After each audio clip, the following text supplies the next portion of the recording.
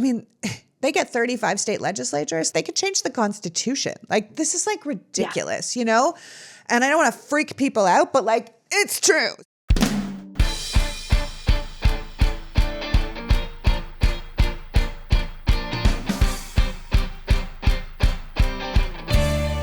Hello, and welcome to the PoliticsGirl podcast. I'm your host, Lee McGowan. Let's get into it.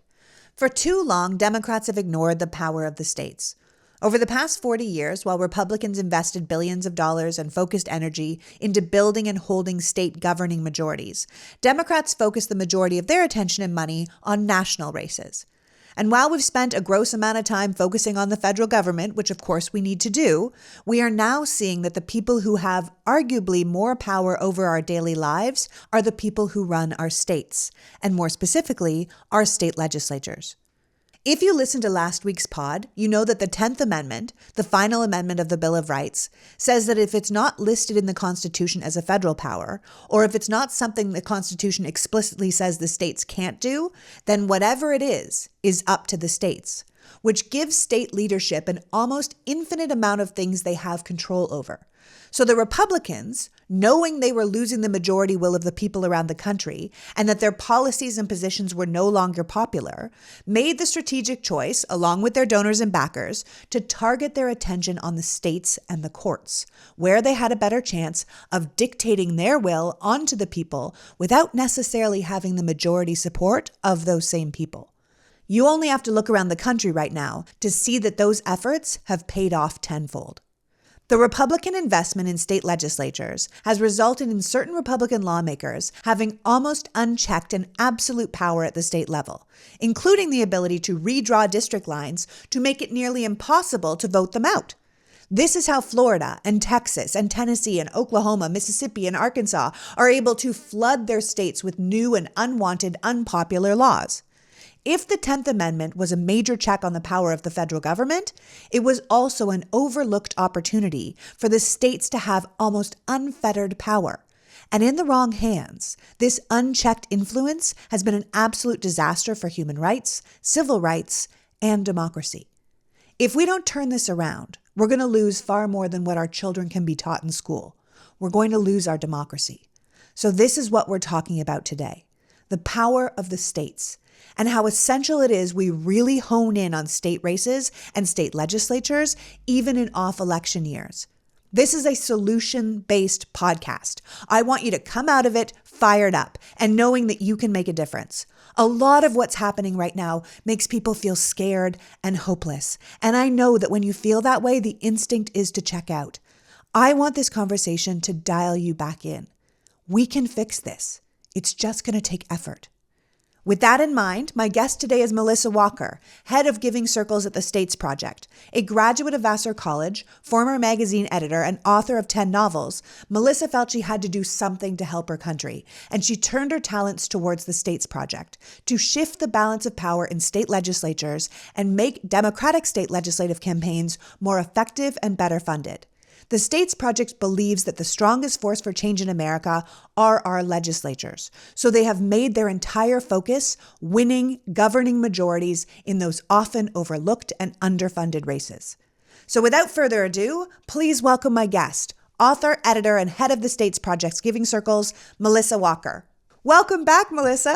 Thank you. It's so great to be here. Oh, it's so great to have you again. I mean, you were here with us about a year ago talking about this very strategic focus on state legislatures as a winning strategy for democracy around the country. And you guys had some major successes in the midterms because of that focus. So can you tell me a little about that? Yeah, absolutely. So we focus on state legislatures at the States Project because we believe that they are the absolute power lever on change in this country and foundational change. There are 50 mini Congresses that many of us overlook again and again, and most people don't even know who their state representatives are. But these are the people who are in the headlines for doing some of the most egregious things and some of the most wonderful things for the people of their state and also for the people of our country, because state legislation goes from state to state to state to federal. So when we start to look at these power centers, we can really see a place to make a difference. And in 2022, our organization was able to do that in many of our target states. As the largest funders in both Minnesota and Michigan last cycle, we powered new trifectas in both states, which means that Democrats now hold the state house, state senate, and governorship. And it's been incredible to watch how quickly policies are changing in those states. Delivering those trifectas improves millions of lives. And in Pennsylvania, where we invested 80 times more than the next largest group, we helped shift control of the House for the first time in 12 years. That shift in control in Harrisburg helps lawmakers block harmful right-wing policies, and the new House majority elected Joanna McClinton to serve as Speaker of the House. She is the first woman and only second Black person to hold this position. So it's also about changing who's at the table in state capitals. We defended majorities in Maine, Nevada, Colorado, and Minnesota, prevented supermajorities in North Carolina, Nebraska, and Wisconsin, and held ground in both chambers in Arizona, where we are only one seat away in each chamber from a new majority. This is incredible stuff. I think people need to understand. I mean, we've read the headlines lately where we see one Democrat who said they were a Democrat and all of a sudden they flip to be a Republican. Now they have a Republican majority that they didn't have before. People don't realize how important one seat in a state legislature is, how important having a Democratic Senate instead of if you have a Republican House can hold back some of the worst, most egregious laws that they want to pass.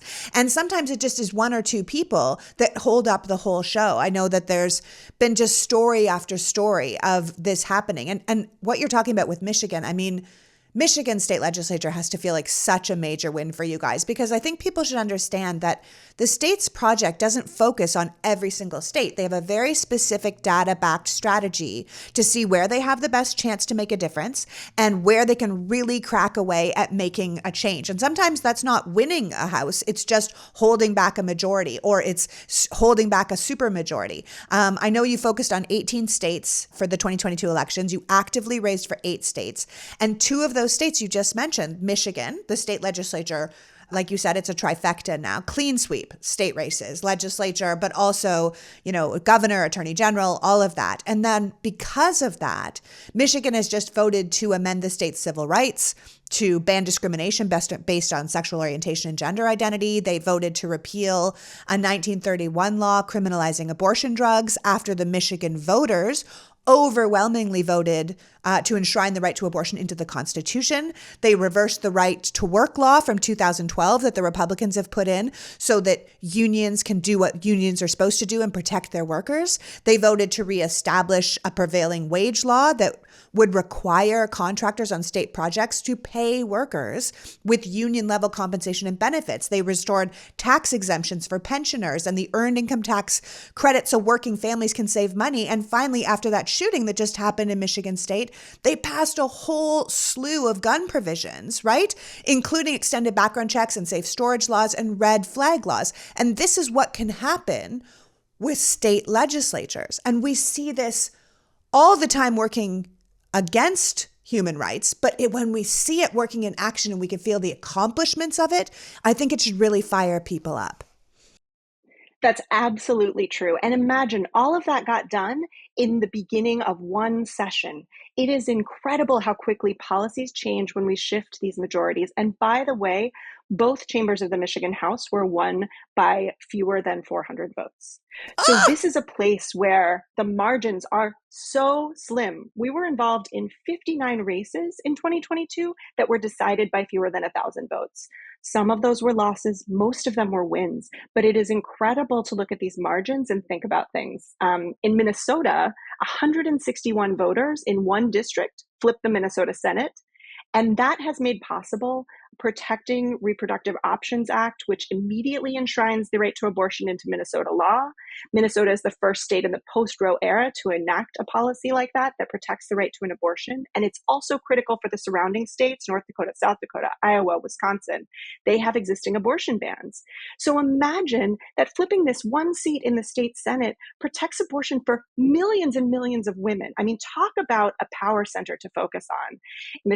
Minnesota has also passed bipartisan tax cuts. They have cut taxes for retirees. They have passed an ambitious clean energy standard to achieve 100% carbon-free electricity by 2040. And voting rights. The largest voting right expansion in the state in half a century happened through a law that will permit felons to vote again upon leaving jail or prison. That restores the right to vote to 50,000 Minnesotans. Universal school meals. I don't know if you saw this video that went viral, but watching the governor sign what the legislature did into law, providing breakfast and lunches at no charge to students, watching students rush over and hug him as he signed that bill. Our staff got teary watching that happen because we knew that our intervention had really made that possible. And it's honestly incredible. And it gives me so much hope to do this work and to know that this is the exact right place to focus. Yeah, absolutely. I mean, I was looking at Minnesota too, because I mean, all these voting rights that are being enshrined into law and that the governor is signing, and just transparency, you know, being able to like see what your government is doing. This is so essential. And like you said, with what's happening and how fast it can happen, I mean, the Democratic-controlled Minnesota legislature has passed more bills. They passed more bills in January than the previous 6 Januaries combined under Republican control, right? Like, so they're getting so much done, and the things that the people are asking for, the people want, the people say, here's what we want. And you at the States Project and all the people that worked on the ground for these races that most people overlook are giving the people what they actually want. And that's what we really need to focus on. Even if we weren't really paying attention to state legislatures before, now with the Republicans increasingly taking more and more extreme positions coming out of the legislatures, especially on social issues, we're really starting to see the power of state legislatures in action. You know, Republican state legislatures around the country are currently like, it looks like they're on a free-for-all of rolling back laws and freedoms at this kind of breakneck pace. And it's clearly something we need to be countering. And we can see it every day in the headlines, what's going on. I mean, look at what just happened in Tennessee, right? The first official act of the Republican-controlled Tennessee state legislature after 6 people were murdered at a Catholic day school was to take retaliatory action against Democratic representatives who called for gun reform, right? This is what legislatures can do. And we need to be countering it at every turn.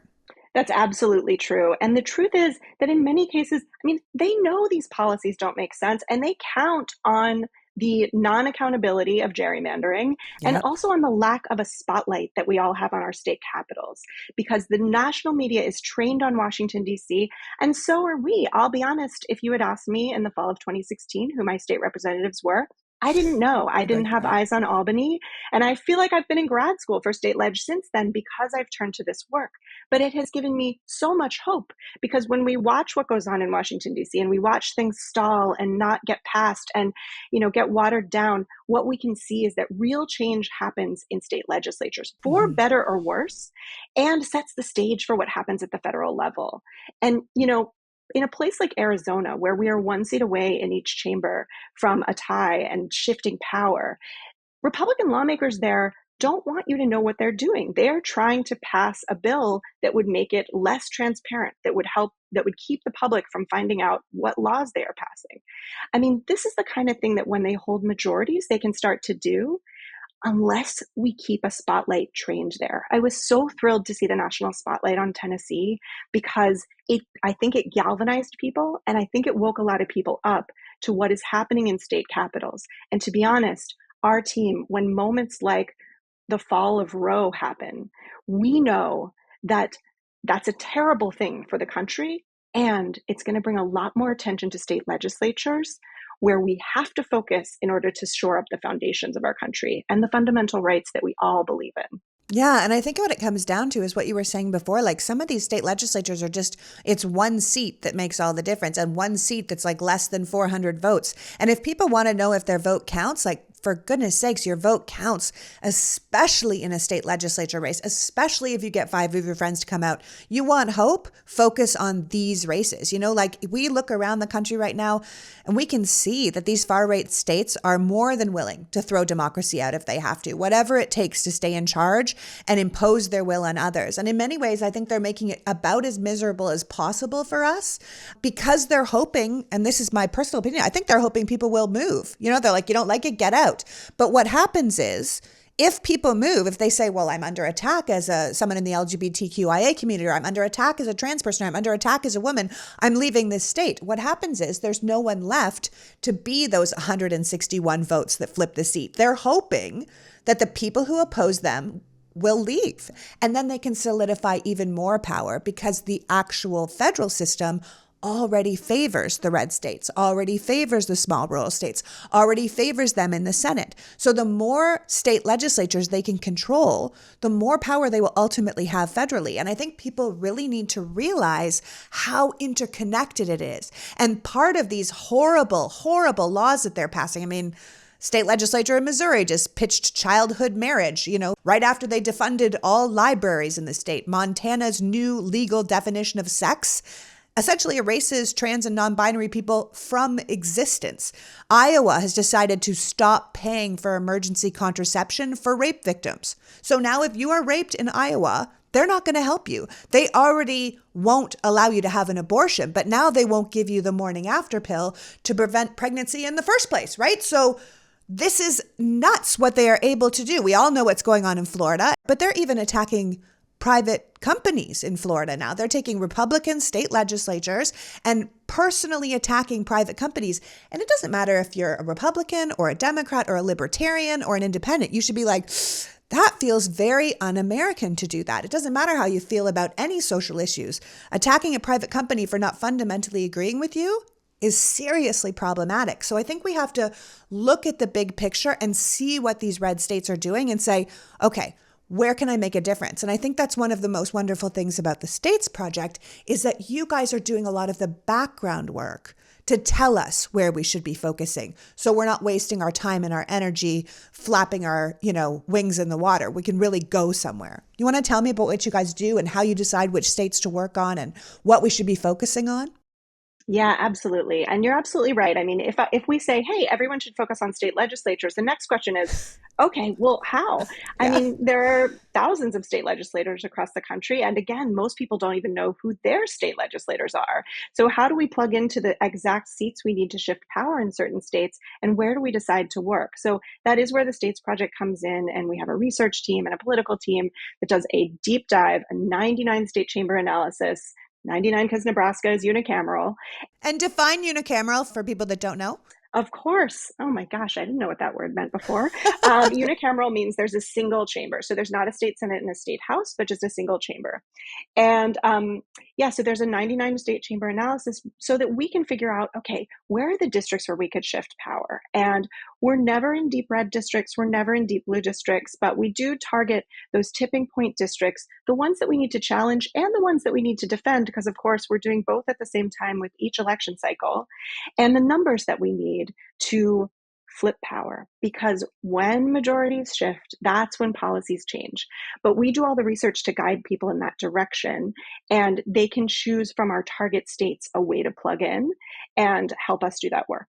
I mean, I think we need to acknowledge that people are busy and they are tapped out and they're just exhausted. But I think the onslaught of what we see happening every day, I know people want to make a difference, but they don't want to waste their time or they don't want to waste their money, and they want to invest in races that they know will truly make a difference. So this is an off year, what we call an off year, because it's not technically an election year. So what kind of impact can people have if they get involved right now, which feels like, why would I get involved right now? It's not even an election year. How can it help now? Yeah, well, I will tell you that at our organization, we call it an odd year because there really are no off years. It's so true. And there are actually state elections this year, and we are focused on Virginia, where the Republicans have a majority in the state House, which is called the House of Delegates, by 2 seats, and Democrats have a majority in the state Senate by 2 seats. And so it is incredibly close, and it really could go in either direction. And so we are working to defend the Senate and flip the House in Virginia. And the consequences of this are truly incredible, because if the right wing is able to get a majority in the state Senate, they will have a trifecta. Again, that's control of the governor's mansion and the House and the Senate. And they will essentially have unchecked power to do whatever they please. Especially since Governor Youngkin has been, entirely on board with every single far right wish list thing you could ever want. That's absolutely right. You'll watch them roll back protections for LGBTQ plus folks. You'll watch them work on an abortion ban. You'll watch them defund public schools. I mean, these are the kinds of things that will happen if we lose the Senate in Virginia. So Yeah. we're working to protect the Senate and also flip the House of Delegates, because that would create a Democratic two chambers that would help block some of those worst policies and maybe even get some good stuff through. So Virginia is super high stakes, and their elections are in November 2023. So that Okay. is one place where we're really focused. And I will also say that part of the issue here is that folks haven't focused on state legislatures, but also that people only participate in an election year. They only feel activated in an election year. So when you are able to just kind of do the steady work of tending to democracy, you'll know that in these odd years, that is the time to jumpstart recruitment in key districts, help hire key staff early on, or retain great staff from the past election cycle, and even begin the work of early voter contact. These are all tactics that can become game-changing when they're implemented early and ahead of an election year. So in 2021, we were able to help fund a deep canvassing program in Pennsylvania for the targeted House districts where we thought the most competitive seats would be. And that meant people going to door and listening to voters about what they wanted, what they cared about, what they were worried about. And that deep canvassing program turned into folks who became staff on the ground 8 months later for the campaigns that were running in those districts. That early seeding is huge, and it had never been done before. And I just want to remind you, we did flip the Pennsylvania House in 2022 with 12 seats, which was an extraordinary victory and even more than we expected. We thought it would take 2 cycles. So getting those 12 seats, and by the way, the last one was decided by 63 votes. The Pennsylvania House power shift was decided by 63 votes. So we're going to take a break talking about the states, and we're going to talk about our sheets. Today's pod is sponsored by Miracle Made Sheets. Did you know that traditional bed sheets can retain more bacteria than a toilet seat? I did not, and I find that information disgusting. And that's probably why people can get acne or allergies or stuffy noses from their bed. These are things I wish I didn't know, but now I'm glad I do. This is why Miracle Made created a whole line of self-cleaning, eco-friendly bedding, such as sheets, pillowcases, and comforters that prevent 99% of bacteria. Miracle Made sheets are infused with silver that prevents up to 99.7% of bacterial growth, meaning that these sheets stay cleaner and fresher 3 times longer than any other sheets. Plus, Miracle sheets are incredibly comfortable and feel nice, if not nicer, than some of the bed sheets used in 5-star hotels. Miracle is so confident in their product that you have 30 days for a full money-back guarantee. If you aren't 100% satisfied for any reason, you will get a free refund. Mother's Day, Father's Day, they're just around the corner. Maybe give your parents the gift of not sleeping in bacteria. It's the perfect way to give someone you love the gift of healthier, more luxurious sleep. And right now, when you use the promo code PoliticsGirl at checkout, you will save over 40% and get 3 free towels with your purchase. So go to trymiracle.com/politicsgirl and use the code PoliticsGirl to claim your 3-piece towel set. Again, that's trymiracle.com/politicsgirl to treat yourself or someone else to clean, gorgeous sheets and get 40% off. How can you go wrong? On a cold night in 2010, a boy is stopped by the police while walking home from a party in the Bronx. He's only 16. He's been stopped by the police before, but this time it's different. In a special 4-part series, the Generation Y podcast unravels the story of Khalif Browder, a young boy who was falsely accused of stealing a backpack and held without bail at Rikers Island for 3 years. He endured regular abuse from prison staff and inmates and was held in solitary confinement for more than 700 consecutive days. 3 years later, Khalif was released, never having stood trial. This is a story that digs into the injustice of the justice system and the young life that was caught in the middle. We say innocent until proven guilty, but where do we draw the line between due process and cruelty? To hear this 4-part series, follow Generation Y wherever you get your podcasts. You can listen ad-free on the Amazon Music or Wondery app. And now, back to the States. This podcast is doing a whole series right now called Road to 24.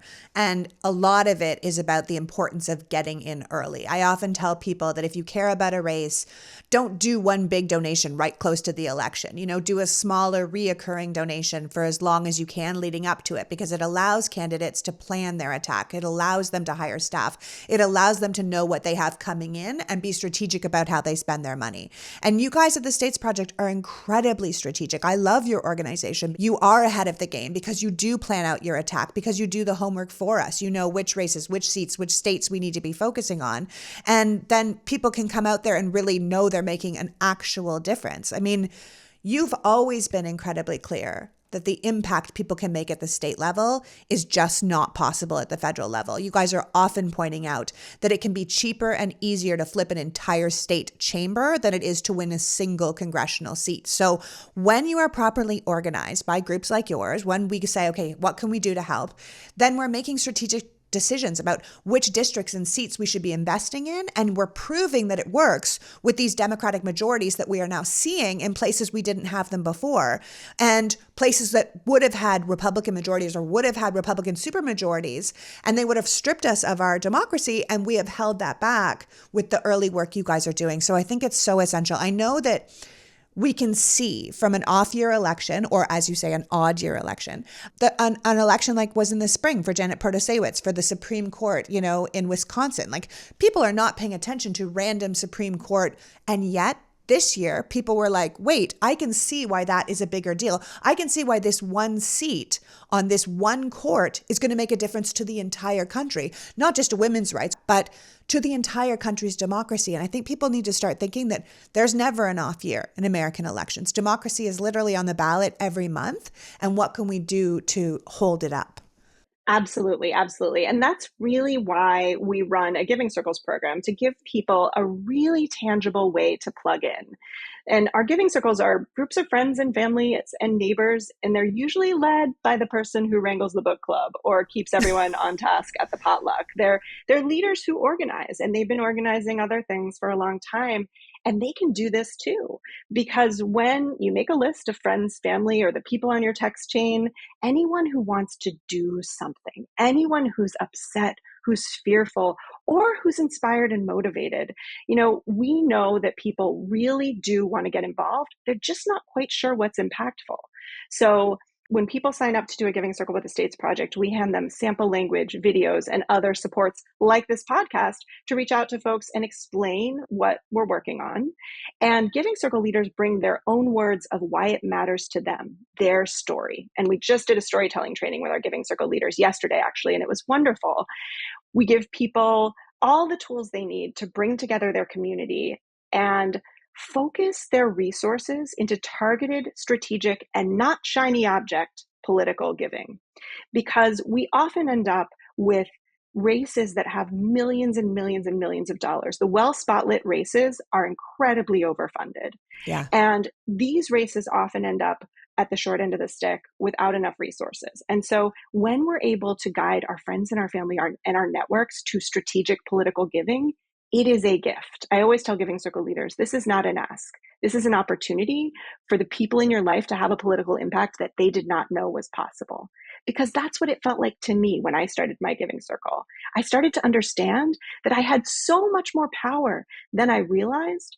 And I started to understand that when I focused on this specific axis of power, the state legislature, which controls all those kitchen table issues that we've mentioned earlier, and also happens to control federal power by deciding voting rights and who can vote and when and how in their states. And what districts look like and how the district lines are drawn. Exactly. It is such a power center. We did a podcast, I was saying in the introduction, we did a podcast last week where we talked about the amendments and how if it's not specifically said to be a federal amendment and they don't specifically say the states can't do it, it's basically a free-for-all for state legislatures to do whatever they want. There isn't the same check that there is on the federal government on the states, which is why they're allowed to get away with passing laws to inspect children's genitalia or denying interfaith or interracial marriages or banning books and history and, making certain people just their existence a crime or taking control of people's children and taking them into state control. You think, what is happening here?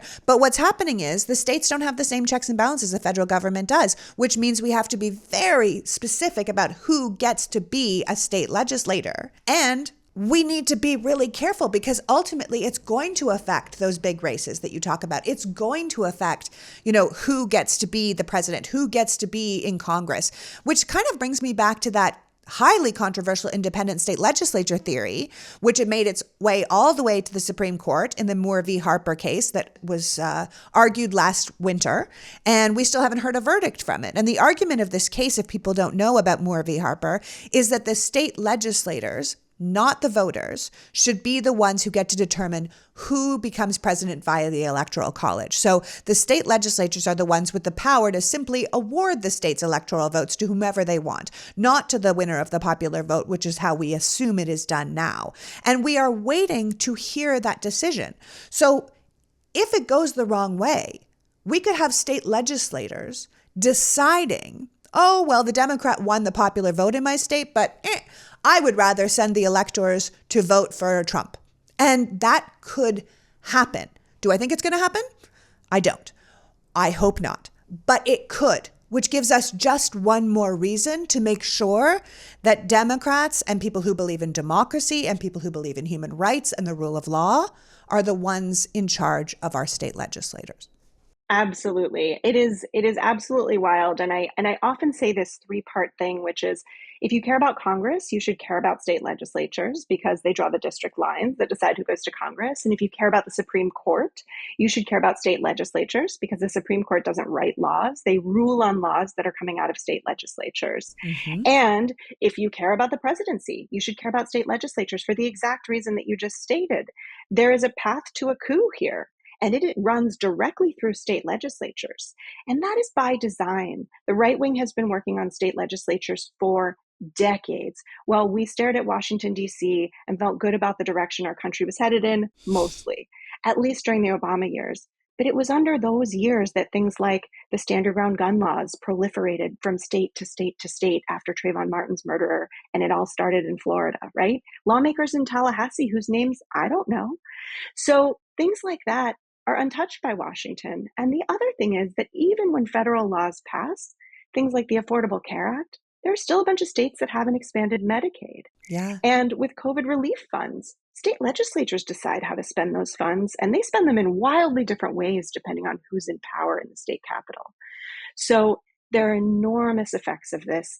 And I think sometimes it feels incredibly overwhelming until you start to look at the fact that small groups of people pooling resources in this strategic direction can actually shift power in these states.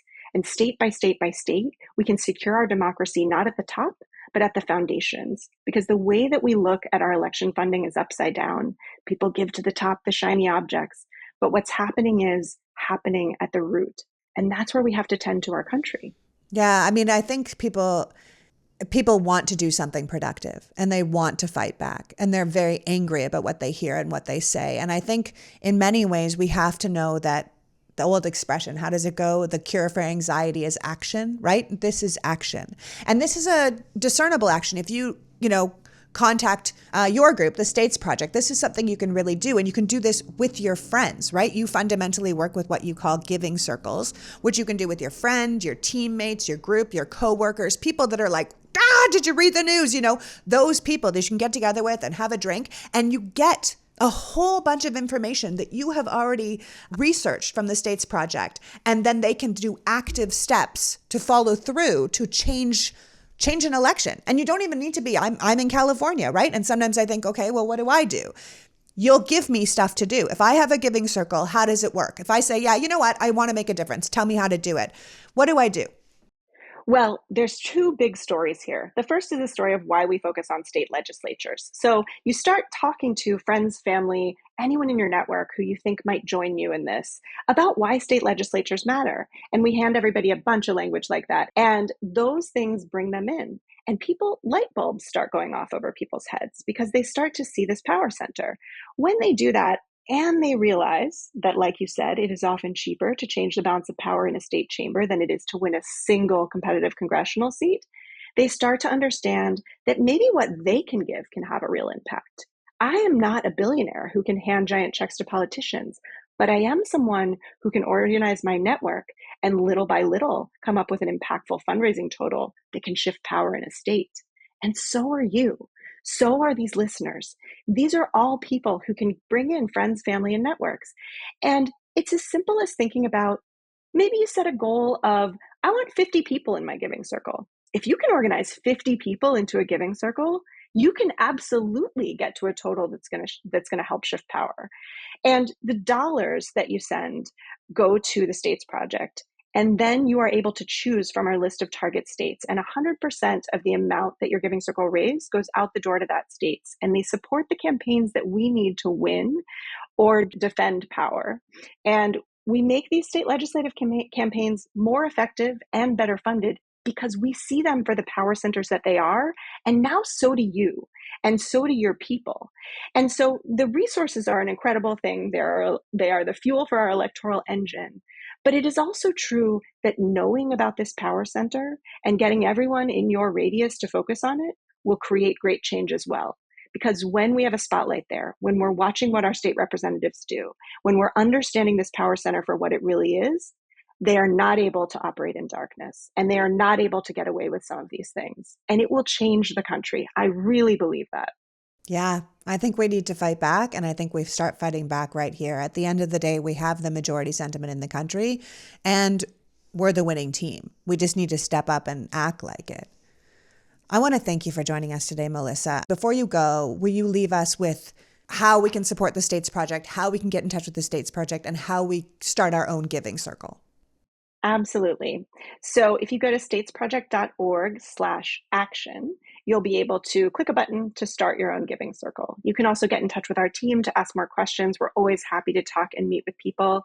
And if you poke around on the website, you'll see some of our target states for 2024, and also some videos and a little more context on the way that we work and how you can plug in. So we'd be really excited to have folks join us. We have giving circles from all over the country now. Some are focused on their own state if it's a target. And again, some are focused on other states. And I'll tell you why. Because this is our country. This is our country. And we all care what's happening to kids in states where they're starting to go to school 4 days a week because they're cutting public education funding, or kids in states who are witnessing these school shootings because of lax gun laws. We care about all these people. And so when you focus on state capitals, you can watch policies change and you can watch lives improve with these new majorities. Who wouldn't want that?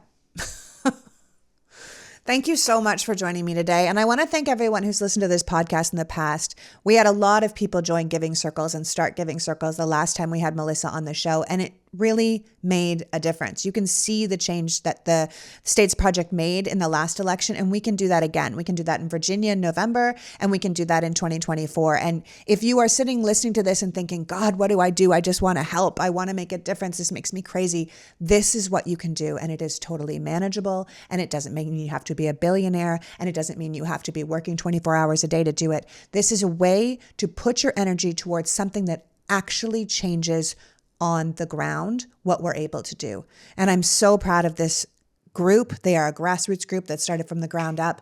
And I am so proud of people who have already joined giving circles to make a difference, because honestly, this is where we really are going to make a change at the state legislature level. I want to thank Melissa for joining us today. Thanks so much for being here. Always a thrill to talk to you.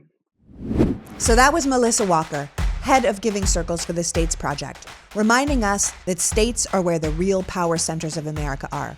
Yes, they are scattered and fractured and have different rules in different places, but in many ways, the Constitution has given them almost unchecked power. And in the wrong hands, we can see what a disaster that's been. If you've been feeling depressed or discouraged and you need hope, then get active in flipping these states. Go to thestatesproject.org and they will get you and your friends all set up. They've done the research. They've crunched the numbers. You just need to bring your people and your can-do, or in my case, fuck these fuckers, not on my watch, attitude. Some of these seats flip by less than 100 votes. Imagine knowing you saved abortion rights, or healthcare, or gay rights, that you were personally able to make a difference, stopping the persecution of trans people, or abolishing childhood marriage, or protecting voting rights with your efforts. Well, you can. You really can. States are the last line of defense for our democracy. What party controls the state legislature and how much power they have fundamentally affects how we function and exist on a daily basis. Know that, own that, and find hope in that. I want to thank Melissa for joining us today and you for caring enough about democracy to be here. They want us to give up. Let's do the exact opposite. Until next week, PG out. The Politics Girl podcast is written and performed by me, Lee McGowan, in partnership with the Meidas Media Network, and produced and edited by Happy Warrior Entertainment. All rights reserved.